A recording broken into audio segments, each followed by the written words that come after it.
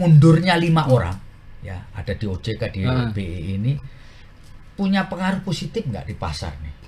Kalau kita lihat faktanya sekarang bahwa mereka itu efeknya negatif, mereka mundur. Ya buktinya hari ini bursa masih masih jatuh. Langkah utama ketika mereka diminta mundur, menurut saya itu kurang tepat. Bahwa mereka punya kesalahan, iya, gitu. Sekarang waktunya mereka diminta pertanggungjawaban. Ya, sekarang you harus menghadap MSCI, seharusnya ya.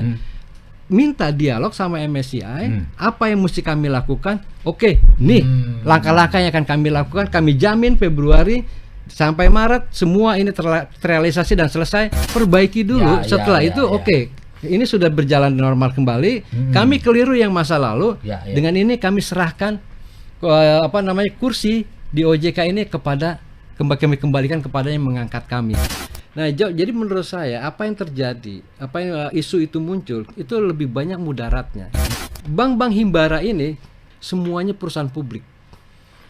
Jadi kalau ditebarin isu kayak gitu, direksinya mau diganti. Saya yang punya saham Bank BRI misalnya gitu, berisiko tinggi nih, saya jual aja. Ya, Pak Purbaya, kami mengucapkan selamat bahwa Anda adalah orang pertama yang mencatat sejarah utang kita itu menyentuh angka 10.000 triliun tahun 2026 ini. Karena tahun 2025 utang kita itu udah 9.800-an triliun. Nah, kan kita mau narik utang lagi nih 600 sampai 800 triliun. Maka begitu kita tarik, masuklah angka 10.000 itu. Dan ini rekor baru yang dicapai oleh Kementerian Keuangan, oleh pemerintah.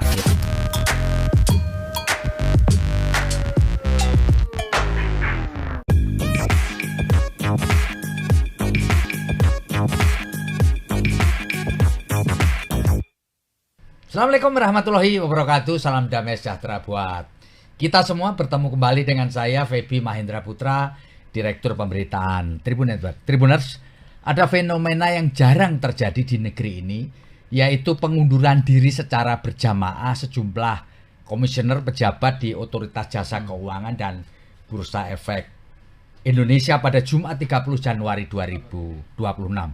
Ini terjadi setelah indeks harga saham gabungan di Bursa Efek Indonesia mengalami guncangan luar biasa mulai pada Rabu 28 Januari maksud saya, dan Kamis pada tanggal 29 Januari 2026.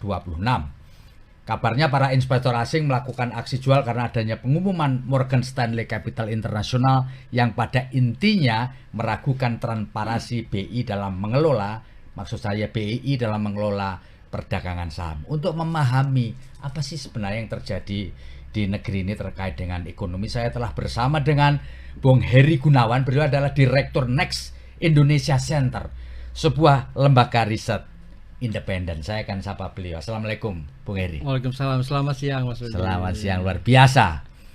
Bung, saya kepingin dapat pandangan dari Bung Heri. Apa sih yang terjadi di negeri ini akhir-akhir ini terkait dengan ekonomi ya? Ya utamanya kemarin kan kita dikejutkan, ini jarang terjadi kan, ada 5 orang yang kemudian mengundurkan diri secara berjamaah, mungkin juga disuruh mundur. Gimana Bang Heri? Silakan Bang. Iya, itu kan pemicunya yang seperti tadi Mas Feby bilang itu kan adalah teguran.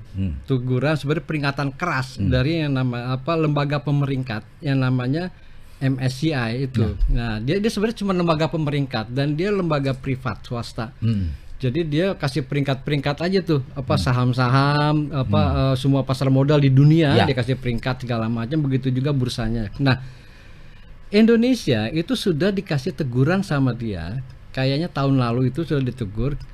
Ini kan ada yang istilahnya itu ada paling tidak ada 2 hal yang disorot itu. Pertama, saham yang diperdagangkan, yang dilepas ketika perusahaan itu masuk ke bursa saham, dia menawarkan saham perdana kepada publik, itu persentasenya sangat kecil.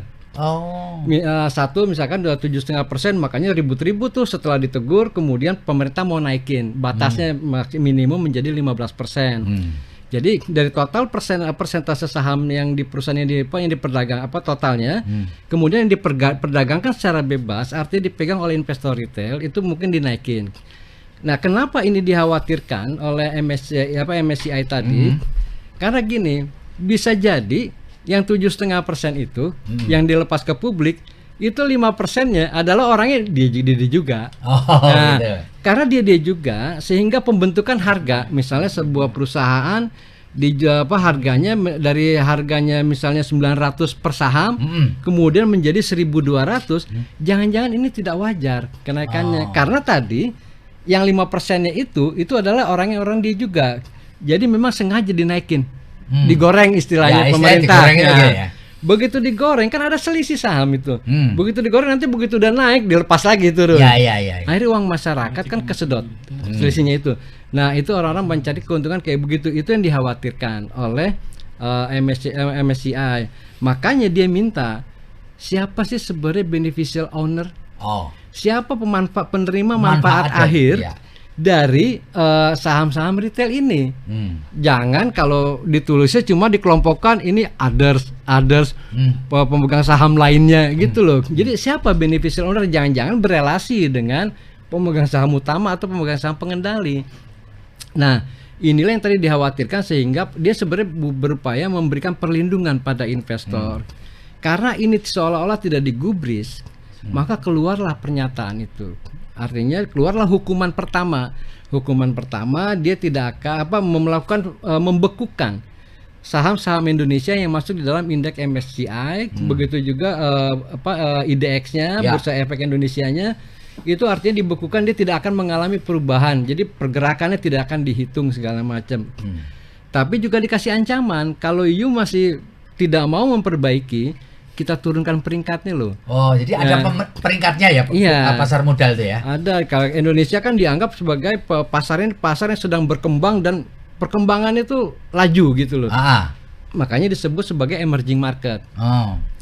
Kalau you masih tidak melakukan perubahan, kira-kira gitulah MSCI bilang, maka kami akan bisa turunkan kalian itu ke pasar itu sekelas frontier market. Frontier market itu kayak perusahaan lembaga negara baru punya bursa saham. Misal atau kalau negara sekelasnya negara Nepal, Bangladesh, kira-kira gitu. Lah ini kan efeknya kalau udah kayak begini. Lembaga-lembaga pengelola dana asing terutama. Nah, asing ini menjadi penting kenapa? Karena 40% transaksi di bursa efek itu adalah asing. Jadi pengelola dana kalau itu adalah bursanya dalam kategorinya frontier, apalagi lembaga independen kayak MSCI itu ngasih peringatan keras, itu artinya apa? Kalau saya taruh duit di situ, itu berisiko. Makanya apa yang terjadi? Udahlah saya jual dulu. Nah, sekarang mereka belum mau masuk. Hari ini pun masih terkoreksi. Inilah kemudian yang kemarin kita banggakan bahwa rupiah indeks sudah menembus 8.000, sekarang kembali ke 7.000-an. Nah, ini soal persepsi ya. Berarti MSCI ini punya pengaruh kuat ya. Karena kenapa? Kalau bisa dijelaskan kenapa dia punya pengaruh yang cukup kuat untuk mempengaruhi investor asing. Nah, selama ini mereka itu kan analisisnya dianggap benar, pemeringkatannya dianggap independen, dan orang-orangnya mengelola kredibel. Kalau di surat utang ada kan yang namanya S&P, Standard & Poor's. Di pasar modal ada juga yang namanya MSCI. Nah, kalau lembaga-lembaga, jadi lembaga-lembaga ini melihat tata kelola di pemerintahan, baik di pengelolaan utang, pemerintahan ekonominya kurang bagus, maka nanti surat utangnya bisa jadi peringkatnya diturunin. Kalau pengelolaan pasar modalnya memang tidak bagus, terutama dari sisi tata kelola, itu juga nanti bisa dikasih sanksi. Sanksinya adalah moral. Sanksi moral itu di sini adalah persoalan ujungnya itu adalah trust. Jadi MSCI ini bisa dilobi nggak sama pemerintah? Kalau menurut saya nggak bisa. Main mata gitu cincai gitu nggak bisa ya? Kayak FIFA dalam tanda kutip gitu ya. Nah, kalau menurut itu lembaga-lembaga gini dia itu besar karena dia independen. Dia menjaga integritasnya. Dia jaga integritasnya. Kalau dia ini sampai dia bisa dilobi, bisa runtuh yang mereka bangun sudah berpuluh-puluh tahun. Bung, apakah ada hubungan? Sekarang ini kan beberapa waktu yang lalu nilai tukar rupiah kan sempat menyentuh 17.000 per dolar US ya. Artinya ini sebenarnya nggak pernah terjadi sebelumnya, bahkan ketika krisis. Adakah hubungan ini dengan apa yang terjadi di pasar modal kita Karena saya dengar bahwa untuk mengembalikan situasi BI intervensi, ya kan, supaya rupiah turun. Kemudian apa namanya, ada BUMN misalkan diminta untuk apa namanya membeli, iya, ya membeli sahamnya dengan harga rendah, atau membeli dolar gitu ya, membeli dolar. Ini gimana? Iya. Bung Heri, ada hubungannya nggak mereka? Tentu mekanisme pasarnya kayak begitu. Kalau asing, tidak, pertama kan asing ini lihat MSCI ngasih teguran, asing itu hak was-was karena ada risiko yang lebih besar di pasar modal Indonesia, maka dia jual sahamnya. Ketika dia jual, karena dia asing, kan rupiah nggak laku di negaranya, harus ditukar dengan dolar. Nah, begitu dia tukar dengan dolar, artinya kan rupiah dia dijual. Dia beliin, kebutuhan dolar meningkat. Akhirnya menjadi tekanan terhadap rupiah. Nah, ketika menjadi tekanan terhadap rupiah, yang repot bukan hanya pasar modal, Bank Indonesia juga repot, dia harus intervensi. Bisa juga BUMN itu jangan repot itu. Repotnya apa? Misalnya ya, dia tadi orang-orang pada beli dolar, dia ngelepas dolar. Ya mau nggak mau untuk menjaga stabilitas. Ya kan biasanya BI juga begitu. Dia intervensi itu bukan hanya dari uangnya dia, tapi dia perintahkan bank-bank tertentu untuk misalnya melepas dolar, misalnya melepas gitu. Dolar ya, untuk menyeimbangkan pasar ya. Iya, untuk menjaga keseimbangan pasar. Karena itu kalau cuma dolarnya semakin mahal, ya nanti efeknya bisa menjalar ke ekonomi yang lebih jauh. Karena selama ini kita masih punya ketergantungan besar terhadap impor, gitu ya. Akhirnya kalau dulu dia punya uang 1 miliar itu bisa impor katakanlah 10 box, ya karena rupiahnya melemah, tinggal turun 7 box atau 8 box. Nah, ini akhirnya kan biaya ekonomi menjadi lebih mahal. Nah, kalau akhirnya terjadilah inflasi, namanya ada kenaikan harga di tingkat produsen. Kalau di tingkat produsen sudah terjadi kenaikan harga, ujungnya ke konsumen, ke kita. Nah, kita lah nanti yang akan membayar itu. Nah, inilah yang dicegah oleh Bank Indonesia. Tugasnya Bank Indonesia terutama ini kan, menjaga stabilitas. Di sinilah pentingnya Bank Indonesia. Sehingga Bank Indonesia memang harus independen di situ. Bang, apakah Bung juga mendengar bahwa mundurnya 5 orang, ya, ada di OJK, di BI ini, punya pengaruh positif nggak di pasar nih, menurut yang Bung Heri ketahui? Kalau menurut saya, kalau kita lihat faktanya sekarang bahwa mereka itu efeknya negatif, mereka mundur. Ya buktinya hari ini bursa masih masih jatuh. Itu artinya kan persoalan yang terjadi pada pasar modal Indonesia kemudian dijawab dengan solusi mundur, itu adalah keliru. Terbukti bahwa mereka ini akhirnya indeks itu makin nggak percaya, orang semakin banyak yang jual sahamnya. Karena ini persoalannya, ini 2 hal yang berbeda. Persoalan di MSCI, di pasar modal kita, itu banyak persoalannya adalah trust. Jadi ini persoalan trust, pengelolaannya yang tidak dianggap tidak baik. Sekarang yang mengawasi, yang seharusnya membuat ini lebih baik, mundur. Nah, ini kan seolah-olah dia meninggalkan persoalan. Nah, yang sebenarnya dibutuhkan oleh market, oleh banyak pihak itu adalah apa yang akan kalian lakukan untuk memenuhi tuntutan MSCI itu. Itu yang ditunggu. Itu sebenarnya. Bung Heri, apakah Anda punya keyakinan gitu, apa yang sudah dengar bahwa mereka sebenarnya 5 orang yang mundur ini adalah bukan mundur sukarela tapi dipaksa mundur? Kira-kira kalau memang dipaksa mundur itu tujuannya apa ya? Iya. Ada, saya dengar juga itu ada cerita seperti itu bahwa mereka itu dipaksa untuk mundur. Karena kan memang sebenarnya pemerintah tidak berhak mencat mereka.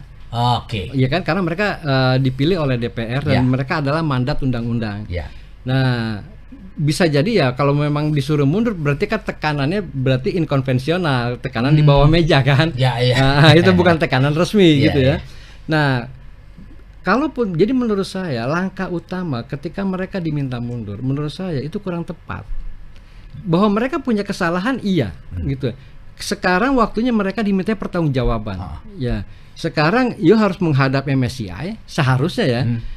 Minta dialog sama MSCI, apa yang mesti kami lakukan? Oke, nih langkah-langkah yang akan kami lakukan, kami jamin Februari sampai Maret semua ini terrealisasi dan selesai. Kemudian sebagai otoritas pasar modal, OJK berkoordinasi dengan pemerintah. Kami akan mengeluarkan kebijakan ini, tolong dibantu ya, tolong disupport. Nah ini nggak bisa lagi kerja cuma satu pihak, kan seharusnya begitu kira-kira dilakukannya, bukan kemudian tiba-tiba sentil aja tuh jus mundur gitu. Jadi ya. justru menurut Bung Heri langkah ini kontraproduktif berarti. Kalau menurut saya iya, menurut saya mundurnya mereka ini adalah kontraproduktif. Gentle, bukannya mundur dulu, perbaiki dulu. Setelah itu oke, ini sudah berjalan normal kembali. Kami keliru yang masa lalu. Dengan ini kami serahkan kursi di OJK ini kepada kami kembalikan kepada yang mengangkat kami. Kira-kira seharusnya begitu. Gitu. Bung Heri, apakah menurut Anda, apakah krisis ini, bukan krisis ya, situasi ini bisa mengarah ke krisis ekonomi? Memang transmisi, kalau ditanya bisa mengarah atau tidak ya tentu saja bisa. Tapi ini transmisinya terlalu jauh. Masih jauh lah ya. Jauh. Belanda masih jauh lah. Belanda masih jauh. Cuma kan kayak tadi tuh, ini persoalannya kan bahwa ini hanya persoalan di lokal, kira-kira di pasar lah. Ini persoalannya ada di pasar. Ini persoalan ekonomi makro kita, persoalannya yang lebih besar, yang lebih fundamental. Kalau kita lihat misalnya indeks manufaktur kita, kalau yang dibuat oleh S&P, Standard & Poor's itu misalnya kita masih ekspansi. Jadi artinya masih di atas 50. Dan mungkin dalam waktu dekat pemerintah akan mengumumkan PDB kita, dugaan saya itu di PDB kita tuh mungkin akan lebih baik sedikit dibandingkan 2024. 2024 itu kan pertumbuhan kita 5,03. Nah, kemudian ini mungkin bisa jadi 5,1 misalnya gitu ya.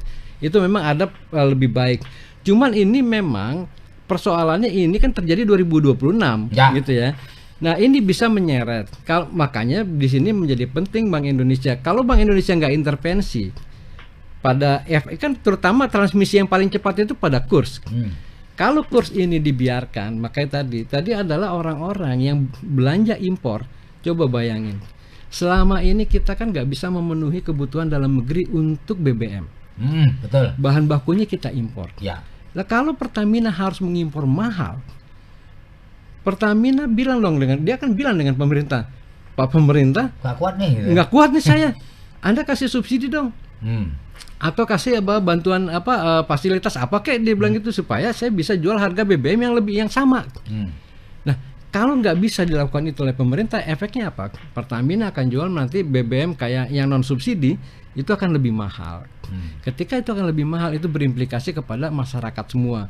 Nah, jadi itu memang transmisinya akan lebih panjang. Jadi menurut saya sih, kalau ini makanya ini persoalan ini harus segera dilokalisir supaya jangan sampai merambat kemana-mana gitu. Bung Heri, bisa nggak dielaborasi? Mungkin korelasinya jauh, tapi bisa nggak dielaborasi bahwa pada saat yang lalu tahun 2025 terjadi satu defisit anggaran yang nyaris menyentuh 3%, batas atas sesuai ketentuan undang-undang dari produk domestik bruto. Lalu kemudian juga kita juga ada nggak tahu ya, ada wacana selentingan atau apa yang ingin melebarkan lah batas atas itu. Menurut Bung Heri, apa yang terjadi ini dan apa yang risiko kalau kita tidak alert kepada situasi ini? Nah, ini gini soal melebarkan defisit itu secara politik buat pemerintah tuh mudah sekali. DPR sudah dikuasai. Tapi jangan lupa ini persoalan trust. Jangan sampai ada mengental atau melembaga semakin menguat, distrust itu rasa tidak percaya terhadap pemerintah itu semakin besar. Pertama gini, kita waktu dulu kita melepas batas defisit anggaran sebagai 3% terhadap PDB itu pada tahun 2020 karena kondisinya force majeure. Kondisinya memang darurat. Ketika ada COVID-19 itu kondisinya darurat. Kalau sekarang kondisi darurat apa? Kan kondisi tidak darurat. Ini kondisinya adalah kalau kita mau lihat kinerja, ini adalah kondisi kelemahan kinerja dari penerimaan kita. Maksudnya penerimaan negara ya? Penerimaan negara. Kalau kita ngomong penerimaan negara, itu artinya terutama kita ngomong soal pajak. Nah, pemerintah sudah berjanji loh, hati-hati jangan dicabut lagi. Tahun 2026 tidak ada kenaikan pajak dan tidak ada penambahan pajak baru. Itu sudah dinyatakan. Kalau ini dibatalkan, itu artinya pemerintah, jangan sampai publik jadi nggak percaya juga sama pemerintah. Nah, jadi jangan main-main dengan soal mau melebarkan defisit itu gitu. Nah, yang perlu didorong sekarang, yang perlu dikuyak-kuyak menurut saya gitu ya, kalau perlu diruat, itu adalah lembaga-lembaga yang bekerja meningkatkan penerimaan negara, terutama di Ditjen Pajak. Bea Cukai juga. Tentu bea cukai juga. Kalau kita lihat kan kemarin itu sudah ada pergantian begitu banyak orang di Ditjen Bea Cukai, terutama ke Pak Kanwil-kanwilnya yang diganti mungkin dianggap ini bermasalah gitu ya. Nah, karena memang belum lama ini kita lihat itu bagaimana Pak Purbaya itu mencoba untuk membenahi. Jadi ternyata ada istilah itu yang menarik itu, kita pernah bikin riset namanya misinvoicing. Jadi misalnya gini, kita mengekspor atau kita mengekspor satu barang, kita bilang ke pemerintah itu, ke Bea Cukai dilaporkan ini harganya 1 juta. Tapi di negara yang mencatat, katakanlah kita ekspor ke Malaysia, Malaysia mencatat barang yang diterima dari Indonesia harganya 5 juta. Nah, ini ada misinvoicing 4 juta. Itulah yang ditemui oleh Pak Purbaya. Loh, ini kok ke barang yang di Surabaya itu? Nah, ini kok barang harganya seratusan juta, tapi tercatatnya sebagai barang yang senilai 1 juta. Nah, itu kan adalah misinvoicing. Jadi itu ada persoalan di dalam permainan manufaktur faktur. Jadi ketika dicatatkan itu kan ada namanya, kalau kita ekspor barang itu atau impor, ada yang namanya HS code. Nah, kode barang inilah yang kemudian dicari barang yang paling murah. Nah, kira-kira gitu. Menurut saya ini potensinya kalau kita bikinin Bentar, Bang. Ya. Keuntungannya apa dengan pencatatan yang keliru itu tadi? Ya. Siapa yang diuntungkan? Yang diuntungkan pengusaha. Dia menghindari pajak. Oke. Nah, barang kan kalau dia katakan gini lah, misalnya kayak yang terakhir kasus CPO. CPO itu kan kena bea ekspor. Nah, kena bea pungutan ekspor. Kalau dia itu kan ada kode-kodenya. Jadi kalau misalnya dia mentah, dia bayarnya berapa? Maksudnya kode HS-nya berapa? Kalau sudah diolah dikit, masuk kode HS-nya apa? Kemudian bayarnya berapa? Semakin murah tuh. Semakin banyak diolah, semakin murah. Nah, akhirnya apa? Ini barang mentah. Katakanlah kode HS-nya misalnya gitu ya, 177. Yang ke bawah itu kan 1771 misalnya. Dia tulis aja ini barang yang kita ekspor 1775. Jadi dia pajak dan bea-nya murah gitu. Murah. Ya? Cuman misalnya pajaknya cuma 500 perak, padahal yang seharusnya dibayar adalah 1 juta. Nah, ini ada loss permintaan penerimaan negara yang begitu besar di misinvoicing ini. Nah, menurut saya sekarang kan kata Pak Purbaya, kita sudah kantongi nih perusahaan-perusahaan yang memang diduga melakukan praktek misinvoicing. Tekan dong mereka, suruh bayar para konglomerat itu. Kalau memang jangan cuma yang diminta dikuyak-kuyak misalnya masyarakat, ya individu-individu. Jangan dong. Mereka tuh pengusaha-pengusaha besar.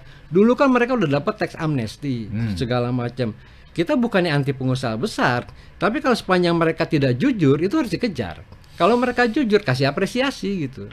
Mas, selain misinvoicing, apalagi yang membuat penerimaan negara kita itu tidak sesuai dengan target, Mas? Nah, yang kedua memang penerimaannya nggak maksimal. Jadi ini kadang-kadang hati-hati dengan pengumuman pemerintah, nih kita harus kritisi juga. Ya. Pemerintah tuh kalau mengumumkan pajak itu ada dua. Satu penerimaan pajak bruto, jadi artinya total yang memang dipungut, katakanlah 1 triliun, tapi ada yang neto. Nah, yang neto dari 1 triliun ini yang bersih itu mungkin tinggal 500 miliar. Nah, kenapa itu terjadi? Masih ingat nggak, Mas Febi? Kuartal pertama penerimaan pajak kita itu kan anjlok. Itu karena terjadi restitusi. Oh iya, pengembalian pajak ya. Iya. Nah, pengembalian itu bisa juga karena fasilitas, bisa juga hal-hal yang lain, tapi kan ini juga harus diwaspadai. Jangan-jangan tagihan pajak misalnya ya, yang kita misalnya nilai itu dari 70 miliar. Itu kan kalau di Tanjung Priok bisa jadi 15 miliar. Yang kemarin tangkap tangan oleh KPK. Nah, yang kayak gini menurut saya, kalau misalnya si Pulan melakukan kejahatan serupa. Ya, Bukan petugas pajak, dia dihukum 1 tahun. Yang kayak gini seharusnya dihukum 5 tahun. Ya. Reformasi birokrasi yang dulu dilaksanakan awalnya pada Menteri Keuangan Sri Mulyani, itu yang pertama kali mendapatkan benefit itu adalah Ditjen Pajak dan Ditjen Bea Cukai. Pertama kali golongan 3A seingat saya itu gajinya minimum 10 juta. Mereka tuh mewah-mewah itu. Itu. Ya, itu ya. Iya, nah, itu akhirnya membuat penerimaan pajak kita tuh melemah. Selain karena tadi mekanisme yang tadi restitusi, masih banyak potensi yang tidak tergali, tapi juga kenakalan-kenakalan di dalam itu harus dibenahi. Jangan hanya dipecat, karena ini pelanggarannya adalah pidana. Itu ada kerugian negara di situ. Oke, Bung, kalau kita melihat profil APBN kita di tahun 2026, ya tentu. Terjadi defisit itu pasti terus terjadi. Betul. Nah, orang awam akan tanya ini, terus untuk nutup defisit di APBN kita di tahun 2026 tuh ngapain pemerintah biasa? Ya, untuk menutup defisit itu pemerintah harus tentu menambalnya itu pilihannya ada 2. Satu meningkatkan penerimaan negara. Kalau memang tidak mampu juga, tidak kuat untuk membiayai, maka kemudian menarik utang. Itu biasa semua negara itu juga punya utang. Tapi memang bagaimana menggunakan utang ini yang lebih produktif, itu yang menjadi persoalan. Nah, kalau kita lihat postur APBN kita, rasa-rasanya ini agak mengkhawatirkan. Agak mengkhawatirkan itu kenapa? Karena belanja modal, misalnya gitu ya. Belanja modal ya? Iya, sekarang turun tajam. Dari semula berapa menjadi berapa? Kayak belanja infrastruktur aja. Infrastruktur kan belanja modal ya. Pada tahun 2025 itu kalau nggak salah sekitar 400-an triliun. 400 triliun ya? Iya, sekarang tinggal 100-an triliun. Jadi yang lebih banyak sekarang kalau kita lihat grafiknya itu yang paling banyak mencela itu adalah belanja program. Kalau belanja program itu hanya habis 1 tahun anggaran. Tapi kalau belanja modal itu adalah manfaatnya akan diterima sampai bisa lebih dari 1 tahun berarti anggaran. Berarti belanja program itu langsung MBG gitu-gitu ya? Iya. Lalu kemudian Koperasi Desa Merah Putih, sekolah rakyat dan seterusnya gitu ya. Nah, tapi kalau sekolah rakyat yang dibangun itu adalah sekolahnya, maka itu akan menjadi belanja modal, gitu ya. Nah, tapi persoalannya belanja modal itu turun drastis. Kalau kita lihat postur di anggaran kita itu. Nah, misalnya lain halnya kalau misalnya kan kita lihat sekarang ini sudah mulai salah satunya itu adalah yang menjadi 8 program strategis di APBN itu kan peningkatan alutsista ya. Nah, itu juga belanja pertahanan segala macam. Kalau alutsista itu termasuk program atau belanja modal, Bang? Tergantung yang dibelanjakan. Semuanya kan tergantung yang dibelanjakan. Kalau memang itu belanjanya itu digunakan untuk lebih dari 1 tahun anggaran, itu ya biasanya itu kan dimasukkan belanja modal, manfaatnya lebih dari 1 tahun anggaran. Tapi kalau selesai pada 1 tahun anggaran, maka itu menjadi belanja program. Gitu. Ini beberapa waktu belakangan ini muncul satu informasi isu mengenai rencana pergantian direksi bank negara lah, bank himbara lah. Karena diduga mereka ini salah atau lalai dalam menyalurkan kredit sebesar 5.700 triliun. Ya kan? Menurut Bung Heri ini apa sih sebenarnya lebih banyak manfaat atau mudaratnya isu-isu semacam yang bahkan dilontarkan oleh seorang pejabat tinggi negara? Kalau menurut saya isu pergantian direksi Bank Himbara, Bank Himbara itu bank-bank pemerintah ya. Nah, yang disampaikan oleh Menteri Pertahanan menurut saya ini offside. Bukan kapasitasnya Menteri Pertahanan menyampaikan itu ke publik gitu. Itu satu hal. Kedua, yang perlu diperhatikan itu adalah penyaluran kredit yang 5.000 triliun itu yang dikhawatirkan. Periksa aja kira-kira mereka itu salah tidak caranya menyalurkan kredit. Kalau kan dia bank itu kan industri yang sangat ketat dengan regulasi. Dan jangan lupa mereka itu juga diawasi misalnya oleh OJK, dia diawasi juga oleh Bank Indonesia, diawasi juga oleh organisasi-organisasi internasional. Itu nggak mudah perbankan itu. Jadi menurut saya jangan hanya lihat angkanya 5.000 triliun itu, tapi lihat kalau memang mereka tidak benar cara menyalurkannya, misalnya ada perusahaan tidak layak, Ya. Secara apa namanya analisis kreditnya, tapi tetap dikasih. Ya ini kan kejahatan yang parsial, gitu ya menurut saya. Nah, jadi menurut saya apa yang terjadi, apa yang isu itu muncul, itu lebih banyak mudaratnya, lebih banyak bahayanya, risikonya. Kenapa? Bank-bank himbara ini, Bank Mandiri, Bank BRI, Bank BTN, Bank BNI, Bank BSI, semuanya perusahaan publik. Jadi kalau ditebarin isu kayak gitu, direksinya mau diganti. Saya yang punya saham Bank BRI misalnya gitu, berisiko tinggi nih, saya jual aja. Nah, jadi ini persepsi orang nanti terhadap perbankan itu menjadi jelek. Jadi pemerintah ya proporsional saja. Kalau memang mau ganti pemerintah punya hak kok, karena memang punya pemegang saham merah putih kan dia, gitu ya. Ada melalui BPBUMN dan juga ada Danantara sebagai pemegang saham. Ya berunding aja baik-baik di antara mereka. Kalau memang direksinya nggak benar, ya mau diganti-ganti saja gitu ya. Tapi bukan ditebarin isu, ini ada masalah penyaluran kredit. Di mana masalahnya gitu. Ya. Bung, saya mau kembali ke soal utang tadi. Apakah sekarang ini memang betul Republik ini mencatat sejarah karena utang kita yang terbesar? Bung, ya, kita harus kasih selamat ke Pak Purbaya ya. Ya, Pak Purbaya, kami mengucapkan selamat bahwa Anda adalah orang pertama yang mencatat sejarah utang kita itu menyentuh angka 10.000 triliun tahun 2026 ini. Karena tahun 2025 utang kita itu udah 9.800-an triliun. Nah, kan kita mau narik utang lagi nih 600 sampai 800 triliun. Maka begitu kita tarik, masuklah angka 10.000 itu. Dan ini rekor baru yang dicapai oleh Kementerian Keuangan, oleh pemerintah. Ya kita hanya, jadi ini catatan yang sejarah baru. Ya kita berharap juga diperhatikan.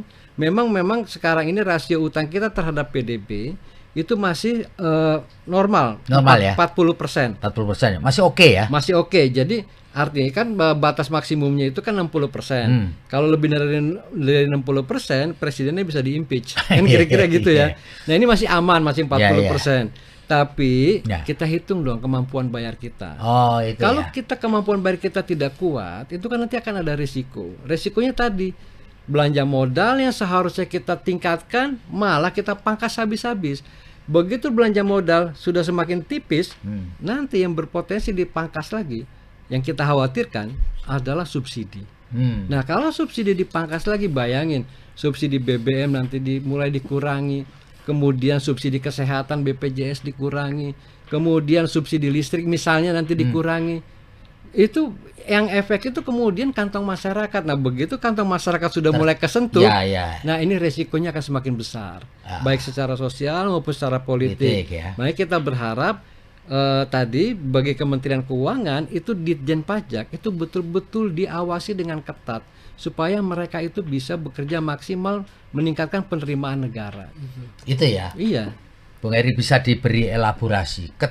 Memang tadi disebutkan angka utang kita itu masih safe lah, aman lah, oke lah ya.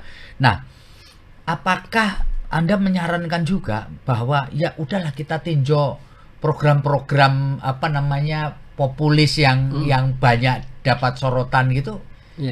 Seperti misalkan saja orang awam berolok-olok kalau kita mau hemat MBG sedikit kan masih ada fiskal kita agak longgar, itu gimana Bang Bung?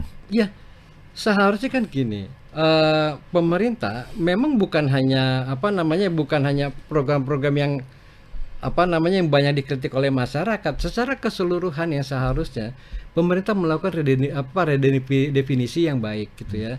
Artinya menggunakan skala prioritas di dalam melakukan belanja. Misalnya gini, kalau memang ada yang bisa ditunda karena kita punya keterbatasan anggaran, kan kenapa tidak? Misalnya gini, MBG berjalan. Kalau kemampuan kita misalnya cuman 2 pulau dulu, ya sudah 2 pulau dulu. Itu aja ya, konsentrasi yang sana ya. Jangan kemudian kita nih ekspansif. Kalau sekarang kan kita lihat tiba-tiba MBG juga sudah mulai pengen merekrut apa tuh istilahnya tuh yang semi ASN itu ya. P3K. P3K. Ini kan jangan lupa, ini tambahan biaya yang nanti akan menjadi permanen. Gitu loh. Nah, ini juga mulai, itu juga ya oke lah, ini tetap berjalan, tapi untuk ekspansinya itu yang perlu dijaga, artinya perlu dievaluasi, perlu diperhatikan betul gitu. Bung tadi sudah dielaborasi lah atau dijelaskan beberapa hal. Kalau Bung Heri sendiri sebagai seorang researcher ya, orang yang mengamati ekonomi Indonesia gitu, apa saran Bung Heri kepada pemerintah yang sifatnya quick win lah, Bung? Ya. Supaya masyarakat tuh trustnya kembali, ya kan, yang Bung tadi kan bilang sebenarnya inti dari kata kuncinya hanya satu sebenarnya, trust. Ya, mengembalikan trust itu. Harapan masyarakat supaya ini bisa lebih baik gitu. Apa sarannya? Ya, menurut saya quick win-nya adalah bagaimana pemerintah menunjukkan bahwa semua kegiatan manajemen pemerintahan ini dikelola dengan penerapan prinsip-prinsip tata kelola pemerintahan yang baik. Bung, misalkan perlu nggak dilakukan reshuffle, Bung? Kalau menurut saya bukan hanya perlu di reshuffle, kalau perlu jumlahnya diciutkan. Jumlahnya. Nah sekarang gini, ini kan sudah menurut saya ya agak memaksakan dan itu banyak yang aneh-aneh. Misalnya gitu ya, ada deputinya BP Taskin, wakilnya, kemudian merangkap wakil juga di Badan Gizi Nasional, merangkap juga komisaris di Pertamina misalnya. Nah, jadi menurut saya ini bukan bagian dari penerapan tata kelola pemerintahan yang baik. Dan yang jauh lebih penting lagi misalnya, pemerintah jangan hianati peraturan yang dia buat sendiri. Contohnya ada nggak?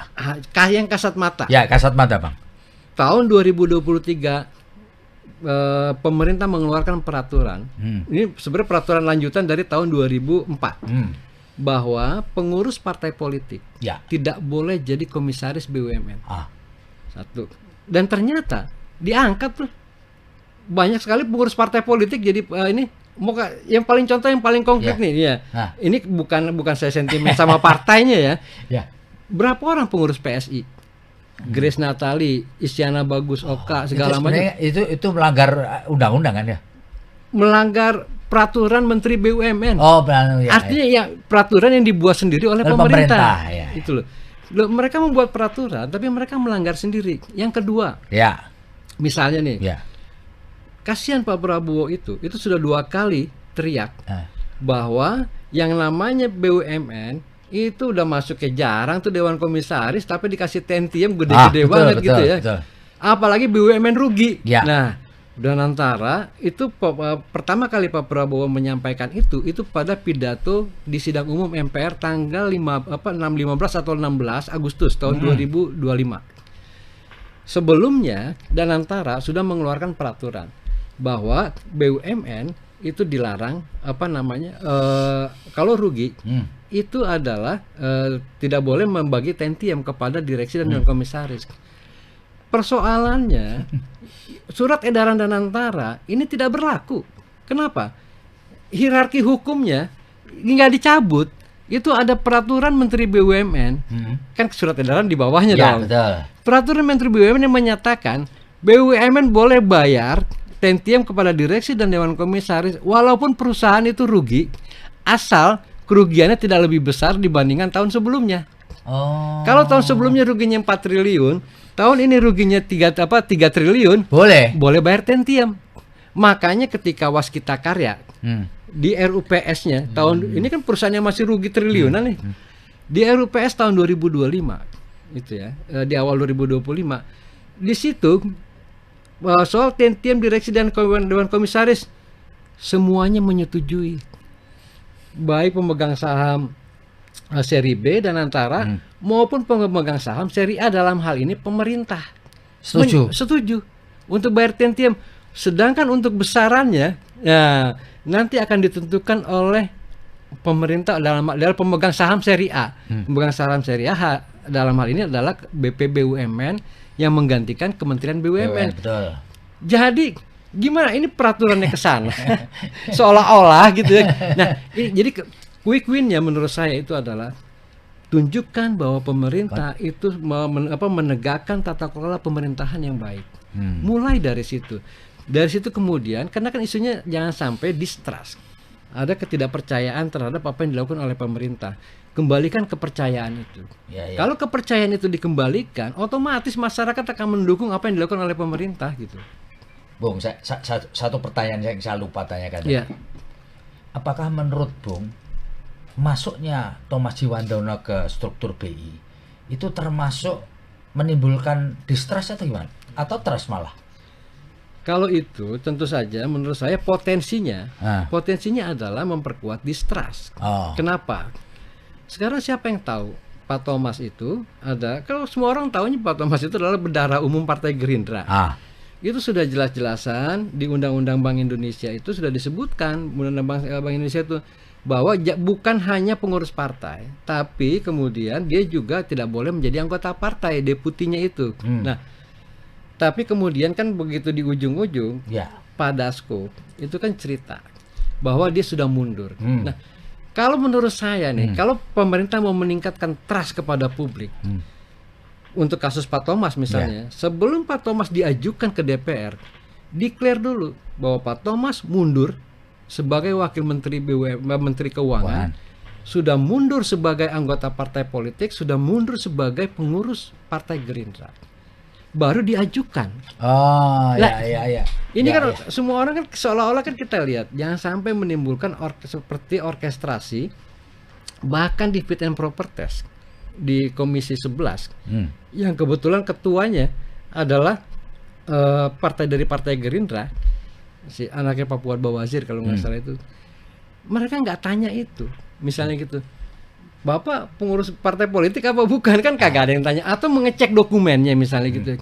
Nah, jadi maksud saya gitu, kembalikan itu ke apa namanya, tunjukkan bahwa pemerintah itu adalah punya, bisa dipercaya, jadi sehingga menimbulkan trust kembali dari publik gitu. Oke, ini pertanyaan pamungkas saya kepada Bung Heri. Kalau menurut Anda, Pak Purbaya ini kan mulai menjadi Menteri Keuangan Agustus pasca kerusuhan sampai sekarang ya. Jadi ratingnya jadi naik, popularitasnya jadi tinggi. Betul, kan? betul. Bahkan nama dia masuk loh di dalam orang yang punya elektabilitas sebagai capres itu masuk loh. Benar. Kalau menurut Anda sendiri, Bung Heri, bagaimana sih performan Pak Purbaya ini apakah terlalu banyak gimmick kan, bahkan orang kemudian memplesetkan namanya gitu kan, gitu. Terlalu banyak gaya misalnya gitu. Gimana Bang? Saya pada awalnya saya melihat Pak Purbaya ini keren nih. Keren ya? Menjadi antitesis dari Sri Mulyani. Kenapa saya bilang Pak Purbaya itu menjadi antitesis dari Sri Mulyani? Sri Mulyani itu dulu kebanyakan itu kan menyelesaikan persoalan dengan cara relatif diam. Pak Purbaya kalau ada persoalan ditaruh di atas meja. Misalnya kasus uang nganggur di Pemda-Pemda, ditaruh di atas meja. Ada persoalan di bea cukai, ditaruh di atas meja, disampaikan ke publik. Saya ngeliat, wah ini bagus nih, persoalan ditaruh di atas meja sehingga publik juga tahu. Tapi belakangan yang saya khawatirkan, Pak Purbaya ini lompat pagar. Lompat pagarnya apa? Karena dia sudah asik bercengkrama dengan media sosial, semua hal ditanggapi. Itu persoalannya. Contohnya apa? Bahkan yang makanya saya bilang loncat pagar tadi. Kalau saya bisa nih selesain persoalan rupiah yang menjelang 17.000 rupiah diomongin, itu bukan domain dia, itu domain Bank Indonesia. Ini IHSG nih, udah nanti juga naik lagi nih segala macam. Saya bisa selesaikan. Bung, ini bukan Anda, ini adalah OJK. Jadi sudahlah, Anda urusannya adalah fiskal. Buktinya apa? Ketika dia memindahkan dana simpanan pemerintah itu yang 200 triliun ke perbankan, kan nggak ngangkat. Betul, kredit masih tumbuh, tapi jangan lupa pertumbuhan kredit mengalami perlambatan. Pada tahun 2024 2 digit tumbuhnya, sekarang 1 digit, di bawah 10%, 9, sekian persen gitu loh. Nah, artinya apa? Duit 200 triliun yang dia taruh sebagai gebrakan awal itu nggak berfungsi. Kenapa? Demand-nya nggak ada, menurun. Nah, jadi menurut saya sudahlah, Pak Purbaya itu fokus pada fiskal pekerjaan dia sebagai fiskal. Jangan semua hal dikomentari gitu loh. Nanti jangan-jangan hari ini kan saya baca berita nih kalau tidak salah ada misalnya jangan-jangan ya nanti Pak Kodari, kepala staf kepresidenan KSP lagi ikut acara apa, tiba-tiba harus sidang ke pengadilan agama Jakarta Selatan itu kalau nggak salah tuh ya. Jangan-jangan nanti wartawan tanya, Pak Purbaya gimana tanggapannya soal kasus rumah tangga misalnya gitu ya. Pak Kodari di komentar juga lagi nanti gitu. Nah ini maksud saya, di mana-mana yang namanya Menteri Keuangan, Menteri Keuangan batuk, itu akan berpengaruh kepada banyak hal, gitu ya. Nah coba lihat Menteri Keuangan di Amerika, di mana-mana negara-negara yang berwibawa, bahkan dulu kita punya pengalaman ada namanya Pak Mari Muhammad almarhum, itu mereka tuh semuanya itu diam, tenang, kebijakan dia ini. Jadi nggak doyan selalu bermain-main dengan popularitas gitu ya. Karena mereka menjadi ruh bagi perekonomian kita gitu. Kalau mereka itu batuk apa segala macam itu kan bisa kemana-mana terpengaruhnya gitu. Dimensinya bisa kemana-mana. Bisa kemana-mana ya. Baik Tribuners, nih ngobrol luar biasa dengan Bang Heri Gunawan ini. Setidak-tidaknya kita bisa mendapatkan sebuah pemahaman lebih dalam lah, bahwa Anda tidak setuju itu boleh-boleh saja. Ini negara demokrasi. Mas Heri, terima kasih banyak sama-sama, atas ngobrol kita hari ini. Moga-moga pendengar kita, pembaca kita, pemirsa kita dapat mengambil manfaat dari ngobrol kita hari ini. Betul. Saya Febi Mahendra Putra pamit undur diri. Assalamualaikum warahmatullahi wabarakatuh. Salam damai sejahtera buat kita semua, dan apapun yang terjadi tetaplah bahagia. Download Tribun X sekarang, menghadirkan lokal menjadi Indonesia.